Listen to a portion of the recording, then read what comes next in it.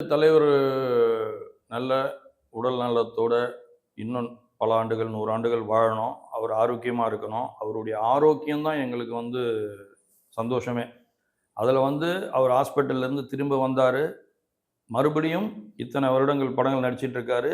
இப்போ 173 அப்படின்றாங்க. அது 173 273 கூட இருக்கட்டும். சந்தோஷம் நம்மளுக்கு. அதே மாரி அரசியலுக்கு அவர் வரலன்றது ஒரு ஒரு சின்ன வருத்தம் எனக்குள்ளேயும் இருந்தது. அது எனக்கு சுயநலமா இல்ல, பொதுநலமா. ஏதாவது ஒண்ணு பண்ணணும்னு நெனச்சு தான் வந்தாரு. தமிழ்நாட்டு மக்களுக்கு ஏதாவது ஒண்ணு நான் பண்ணணும் அப்படின்னு சொன்னாரு. சிஸ்டம் சரியில்லன்னு சொன்னாரு. அதுக்கான கள நடவடிக்கைகள்லாம் எடுத்தாரு. நெறைய அத பத்தி டிஸ்கஸ் பண்ணாரு. அவர் சாதாரணமா வரேன்னும் முடிவு பண்ணல.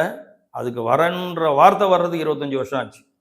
அப்புறம் வந்ததுக்கப்புறம் நெறைய டிஸ்கஸ் பண்ணாரு. இது சரியா வருமா? இது எப்படி பண்ணலாம்? அப்படி பண்ணலாம்னு சொல்லிட்டு. ஆனா, இதெல்லாம் தாண்டி ஒரு விஷயம் நடந்தது. அந்த நேரத்துல கொரோனான்ற ஒரு விஷயம் வந்தது.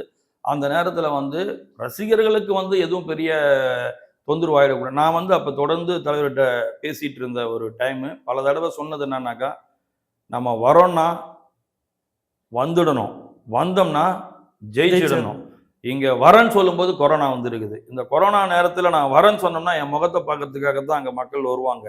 அவங்களுக்குள்ள கூட்டம் கூடுவாங்க. கண்ட்ரோல் பண்ண சொன்னா, இப்போ ஒரு சீட்டு விட்டு ஒரு சீட்டு தான் தியேட்டர்லயே அப்போ இது பண்ணிட்டு இருந்தாங்க. பொதுமக்கள் கூட்டம் மொத்தமா கூடுனாங்கனாக்கா, அதுல நம்ம எங்கேயோ ஒரு இடத்துல நிப்போம். ஆனா வந்தவங்களுக்கு ஏதாவது ஒண்ணு ஆச்சுனாக்கா, அதுக்கு ஒரு காரணமா நம்ம ஆயிடக்கூடாது அப்படின்றதுல அவர் கான்சியஸா இருந்தார். வரணும், மக்களுக்கெல்லாம் நல்லது பண்ணணுன்ற எண்ணம் இருந்தாலும், இந்த மாரி சில சம்பிரதாயங்கள் அப்ப இருக்கும்போது, அந்த நேரத்துல இது ஒரு சங்கடத்தை ஏற்படுத்திடக்கூடாது. ஃபேன்ஸுக்கு எதுவும் ஆயிடக்கூடாதுன்றதுல கவனமா இருந்தாரு. அத தாண்டி இப்போ ஆரோக்கியமா எல்லாமே சரியாயிடுச்சு. அரசியல் எல்லாமே இருக்குது.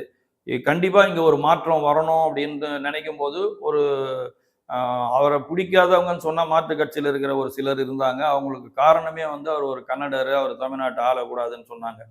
உலகம் பூரா இருக்கிற தமிழர்களுக்கு தமிழ சொல்லிக் குடுத்ததே தலைவர் தான். அவருடைய படம் மூலியமா தான் ஜப்பான்காரன் தமிழ் கத்துக்கிட்டான். உலகம் பூரா இருக்கக்கூடிய பல பேர் இன்னைக்கு தமிழ் பேசுறாங்கன்னாக்கா, தமிழ் கத்துக்கிட்டாங்கன்னா ஆர்வத்துல, எல்லாருக்கும் தமிழ் தெரியும். ஆர்வத்துல கத்துக்கிட்டாங்க. அதிகப்படியான காரணமா இருந்தது அவர்தான்.